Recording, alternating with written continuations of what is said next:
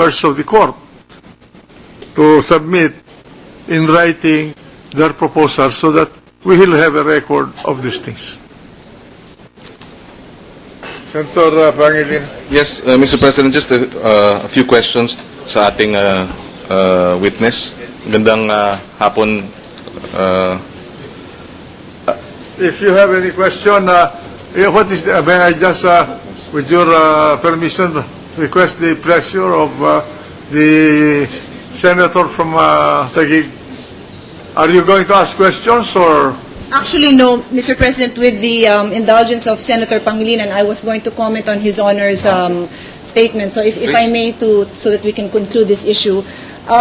Precisely, Mr. President, why I stood up was because the request of some of our colleagues, and I thank Senator Osmeña for the clarification, because his request for year ending December 31 was consistent as discussed in caucus. I stood up because some of the requests were different from what I remember was decided on in caucus, which is precisely why I just wanted to bring it to the attention of His Honor so that we can decide if everybody is amenable that we move forward and expand what was decided in caucus. I had no problem. I did not take a position. Yeah. That is exactly what I was trying to do. But I would also like to mention in His Honor's suggestion that we put it in writing, the difficulty is that sometimes we cannot predict what issues would come about. So in other words, when we decided that December 31 was the year ending, it would not have come to mind then that I indicate that this is a matter important to me, because I just assumed that it was what was agreed upon. So sometimes we will just have to raise our hands and point out that is this different from what was agreed upon, and can we go back to caucus and discuss it if other people have the same view. Yes. That is my only desire, Mr. President. Yes, but I would urge everybody so that we can remember all the subject matter of discussion, to please submit to me your special request for consideration, and I'll make a file of this. Yes, I submit. I'm looking at my colleagues. I think many will have a hard time putting everything in writing, but perhaps we could just request His Honor if he could accommodate our concerns if we take note that there may be something that is outside of the scope of the, and if he could give, indulge us and allow us to just raise the point so that perhaps it could be included in the agenda for the following caucus. I assure you, Thank you. I'm open to any discussion of anything coming from the members of the court. The gentleman from Pampanga. Thank you, Mr. President. Gandang hapon ulit, Madam Witness. Okay naman po kayo? Good afternoon po. You're Yes. doing okay? Yes, Your Honor. Magiging boy ba o girl yung... Girl po. Girl. Oh. Baka magiging senador din o abogado one day. Maybe the counsels for the prosecution or the witness can answer. No.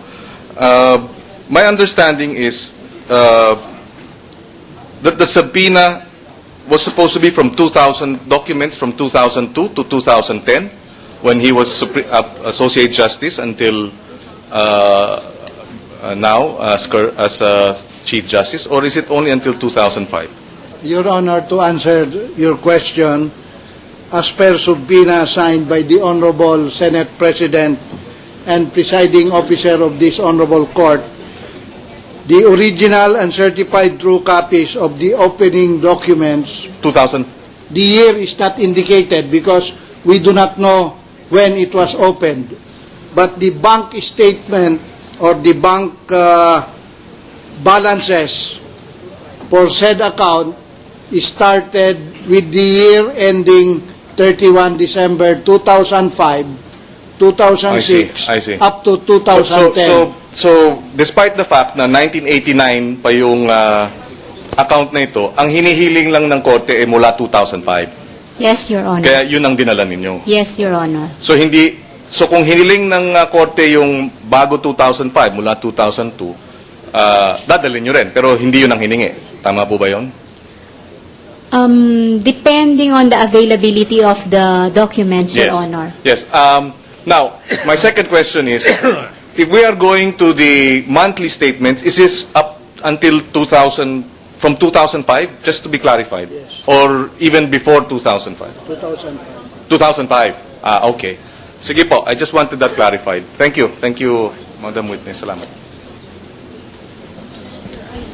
Mr. President, earlier Anything else? yes, there was a manifestation by the by the defense that they will suspend the cross-examination. So with that, Your Honor, please, just one or two housekeeping matters, Your Honor. Proceed. First, I would like this representation and the prosecution panel would very much appreciate if we can agree on the date and time now for the examination of those monthly statements.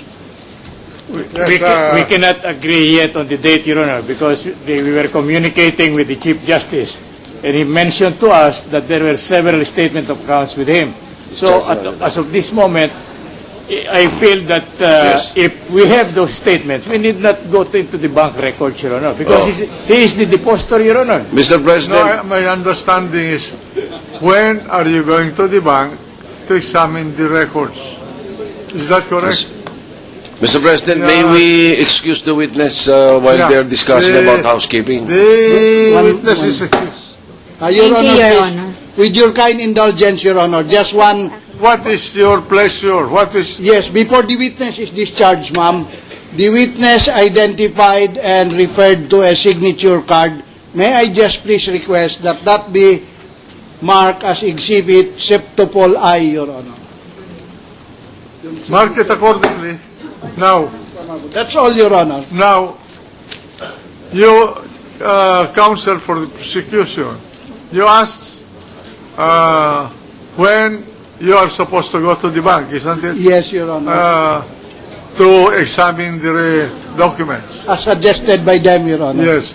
That is what the prosecution requested. So what's the pleasure of the defense? I was trying to tell the Honorable Court, Your Honor, that if the statement of accounts we wanted to examine are in the possession, had been kept intact by the depositor, then we will waive that particular request, Your Honor. Point of We were of the assumption when we made that manifestation, since we were not furnished with the The witness is discharged. statement of accounts, Your Honor, that the only alternative left will be to go into the bank records. Well, the court directs the prosecution and the defense counsel to arrange the time Yes, Your Honor. to go to the bank, to examine the documents before what time, what date?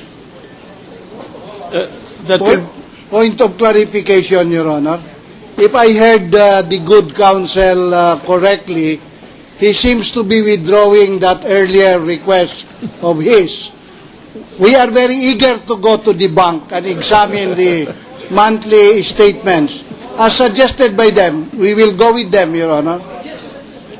Can we suggest tomorrow morning, Your Honor?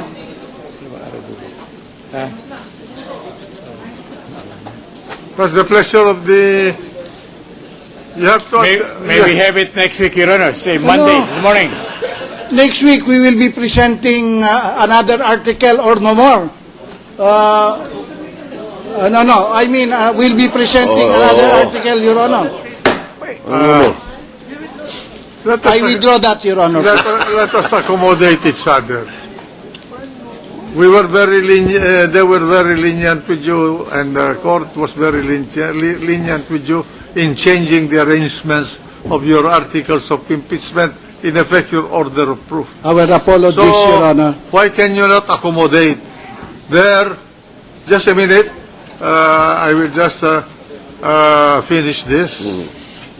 Why can you not accommodate the request? Our apologies. Next week, Your Honor. All right?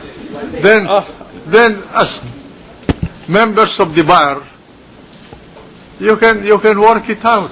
Yes, we are good friends with the justice, Your Honor. I'm Thank you. sure. Yes, Your Honor. It just happened that you're on opposite sides. Yes, Your Honor. All right. Mr. President, my point has been rendered. I think he is your fraternity brother. Yes, Your Honor. I respect him so much, Your Honor. All right. Just like I respect the Honorable Presiding Officer so very much, Your Honor. Thank you. Mr. President, my point has been rendered moot. I was supposed to point out that it should be the head of the prosecution panel who should be negotiating with the defense panel. So anyway, But he is it has under been this- rendered moot and academic. But he is under the supervision of the private prosecutor. Yes. Public prosecutor. Yeah, it should be that way. The public prosecutor having control and supervision over the... He was- but he it is now the private prosecutor having control of the public... He was issuing, he was how it issuing appears to me. instructions, This Congressman is- Tupas. This is a simple problem. Let them decide who is going to confer with the very able defense counsel. So, you want to deal with the head of the panel? I think since they have control over their panel and their defense counsel, they can designate whoever they want to go with the defense counsel to examine the records. This is my point, if Your Honor. Yes.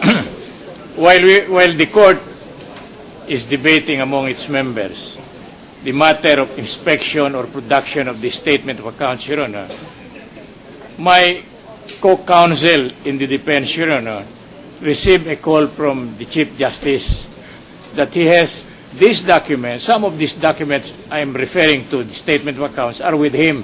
I would not know which will be material to us. If this is true, Your Honor, then in effect we will be withdrawing the motion because we have them already with us.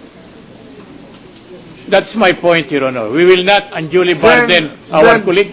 Then why can you not talk to your client and then communicate with Yes, the... yeah, we will do that, Your Honor. Yes. Precisely, that's why we are asking up to Monday, Your Honor. Then let it be Monday.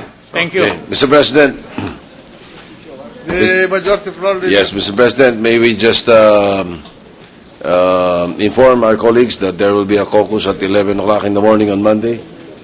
And if, Everybody is notified, but yes, the members of the impeachment court will have a caucus on Monday at 11 o'clock in the walang morning. time.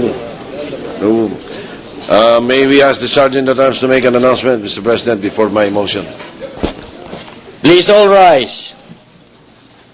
All persons are commanded to remain in their places until the Senate President and the Senate